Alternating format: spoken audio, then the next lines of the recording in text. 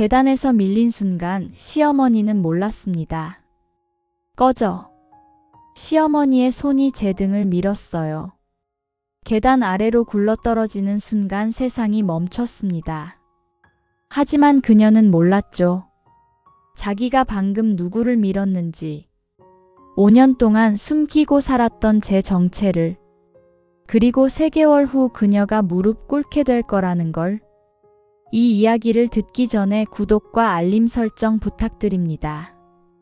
여러분의 응원이 더 많은 진실을 전하는 힘이 됩니다.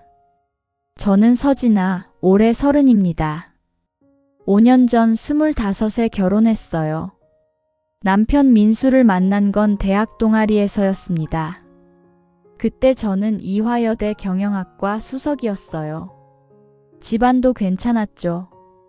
아버지는 중견건설사 대표였습니다. 하지만 남편에게 그 사실을 숨겼어요. 사랑받고 싶었거든요. 돈 때문이 아니라 저 자신으로요. 그래서 거짓말을 했습니다. 평범한 집안 출신이라고, 아버지는 작은 사무실 다니신다고요. 민수는 그런 저를 사랑한다고 했어요. 결혼 전까지는요. 시댁은 중소기업을 운영했습니다. 직원 50명 정도의 플라스틱 부품 회사였어요.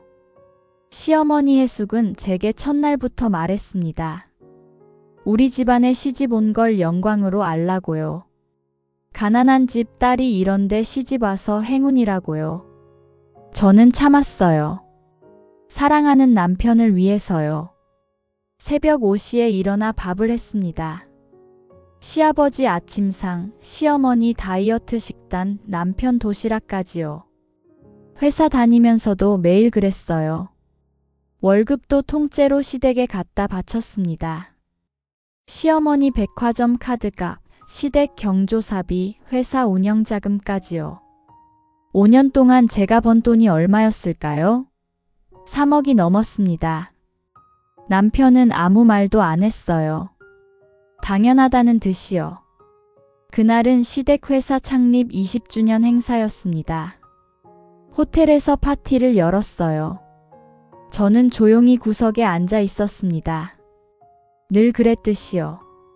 며느리는 눈에 띄면 안 된다고 시어머니가 그랬거든요. 그런데 시어머니가 낯선 여자와 팔짱을 끼고 있었어요. 25쯤 돼 보이는 예쁜 여자였습니다.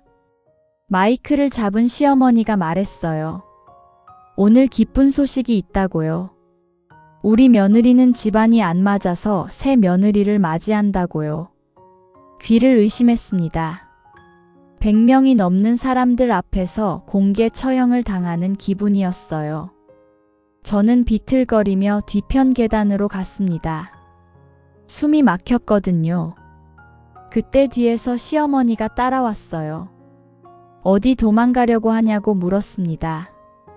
꼴 보기 싫으니 오늘 안으로 꺼지라고 했어요. 저는 입을 열려다 말았습니다. 그 순간 시어머니의 손이 제 등을 밀쳤어요. 3개요. 몸이 앞으로 쏠리며 계단 아래로 굴러떨어졌습니다. 대리석 바닥에 머리가 부딪혔어요. 팔이 꺾이는 소리가 들렸습니다. 의식이 흐려지기 전 마지막으로 들은 건 시어머니의 말이었어요. 하이힐 신고 설치니까 그렇다고요. 자업자득이라고요. 눈을 떴을 때 병원이었습니다. 왼팔이 깁스로 단단히 감겨 있었어요. 의사는 말했습니다. 골절이 심해서 6개월은 깁스를 해야 한다고요. 남편이 왔습니다. 하지만 꽃도 없이 빈손이었어요. 미안하다는 말도 없었습니다. 그냥 조심하지 그랬냐고 물었어요.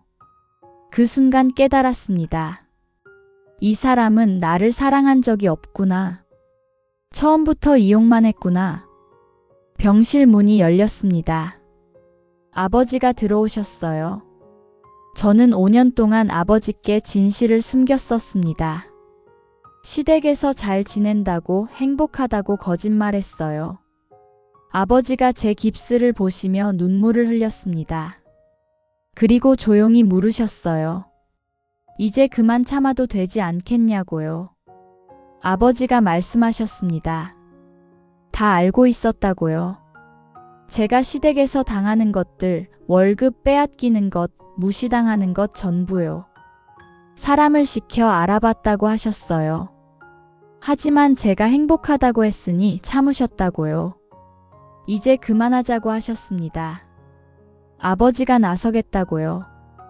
병실 문이 다시 열렸어요. 정장을 입은 두 남자가 들어왔습니다. 한 명은 변호사였고 한 명은 회계사였어요. 아버지가 소개하셨습니다. 이제부터 일을 시작할 거라고요. 저는 그제야 물었습니다. 아버지, 뭘 하실 건데요? 아버지가 미소를 지으셨어요. 우리 딸이 당한 것들 하나하나 되돌려 받을 거라고요. 퇴원 후 2주일 동안 조용했습니다. 시댁에서 연락도 없었어요. 이혼하라는 통보만 문자로 왔습니다. 양육권도 필요 없다고요. 그냥 나가라고요. 저는 웃었어요. 5년 동안 3억을 뜯어먹고 이제 쓸모없으니 버리는 거구나. 그때 변호사에게서 연락이 왔습니다. 준비가 다 됐다고요. 이제 시작하면 된다고 했습니다. 아버지 회사 법무팀이 움직이기 시작했어요. 첫 번째 타격은 시댁 회사였습니다. 시댁이 운영하는 플라스틱 부품 회사는 저희 아버지 건설사에 납품을 하고 있었어요. 매출의 40%가 저희 회사에서 나왔습니다. 계약 해지 통보가 날아갔어요. 시아버지에게서 급하게 전화가 왔습니다. 왜 이러냐고, 무슨 일이냐고 다급하게 물었어요. 저는 차갑게 답했습니다. 저희 회사에서 품질 문제로 거래를 중단한다고요. 다른 업체를 알아보시라고요. 일주일 후 두 번째 타격이 있었습니다. 시어머니가 제게 갚아야 할 돈이 있었어요. 5년 동안 제 월급으로 갚아준 카드값, 경조사비, 각종 비용들이요. 영수증을 전부 모아뒀었습니다. 통장 거래 내역도 정리했고요. 총 3억 2천만 원이었어요. 내용 증명이 시댁으로 날아갔습니다. 2주 안에 갚으라고요. 시어머니에게서 전화가 왔어요. 미친 거 아니냐고 소리쳤습니다. 가족끼리 돈 쓴 게 무슨 문제냐고요. 저는 조용히 답했습니다. 저는 이제 가족이 아니라고요. 남이라고요. 법대로 하겠다고 했습니다. 시댁이 제일 놀란 건 세 번째였어요. 제가 다니던 회사를 그만뒀습니다. 그리고 아버지 회사 기획실장으로 들어갔어요. 연봉 1억 5천의 임원 대우였습니다. 5년 동안 숨겼던 제 진짜 정체가 드러나는 순간이었어요. 저는 재벌은 아니지만 중견기업 외동딸이었습니다. 회사 지분 30%를 가진 이대주주였고요. 시댁 회사 매출의 10배가 넘는 회사의 후계자였어요. 그 사실이 업계에 퍼졌습니다. 시어머니가 찾아왔어요. 얼굴이 새하얗더군요. 무릎을 꿇었습니다. 처음 보는 모습이었어요. 몰랐다고, 미안하다고, 다시 생각해달라고 빌었어요. 저는 그녀를 내려다봤습니다. 5년 동안 저를 내려다보던 그 눈빛으로요. 재판이 시작됐습니다. 폭행 혐의, 경제적 착취, 명예훼손까지요. 호텔 CCTV에 계단에서 밀리는 장면이 선명하게 찍혀 있었어요. 시어머니는 변명했습니다. 실수였다고, 일부러 그런 게 아니라고요. 하지만 증거는 명백했어요. 판결이 나왔습니다. 시어머니는 집행유예를 받았어요. 벌금 3천만 원에 저에게 위자료 5억을 지급하라는 판결이었습니다. 경제적 착취로 인한 손해배상 3억 2천만 원도 인정됐고요. 시댁 회사는 결국 문을 닫았습니다. 저희 회사와의 계약이 끊기고 소송 비용까지 감당하지 못해서요. 남편은 실업자가 됐어요. 지금 저는 아버지 회사에서 일합니다. 기획실장으로요. 재혼은 안 했어요. 아직 사람이 무섭거든요. 하지만 행복합니다. 제자리에서 제 능력을 인정받으며 살고 있으니까요. 가끔 옛날 생각이 나요. 새벽 5시에 일어나 밥하던 그때가요. 월급 통장을 통째로 빼앗기던 그 순간들이요. 하지만 후회하지 않습니다. 그 시간이 있었기에 지금의 제가 있으니까요. 시어머니는 지금 작은 원룸에서 혼자 살고 있대요. 아들도 떠났고 남편도 건강이 안 좋아 요양원에 계시고요. 가끔 저를 찾아온다고 합니다. 회사 로비까지요. 경비원이 막아서 올라오지는 못하지만요. 제게 용서해달라고 편지를 보내요. 하지만 저는 답장하지 않습니다. 용서는 하는데 잊지는 않을 거예요. 그리고 다시는 만나지 않을 겁니다. 계단에서 밀린 그 순간 그녀는 제 인생도 함께 밀쳐냈어요. 하지만 저는 다시 일어났습니다. 더 강하게요. 혹시 지금 힘든 시간을 보내고 계신가요?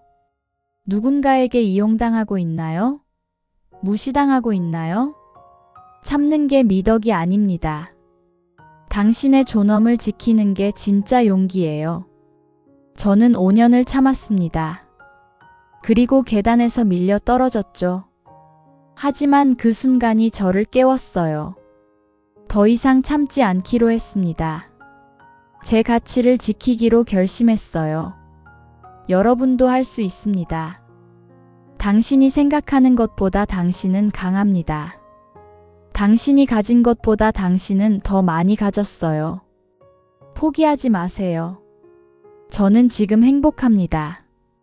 아침에 눈을 뜨면 감사해요. 제 의지로 하루를 시작할 수 있다는 것에요.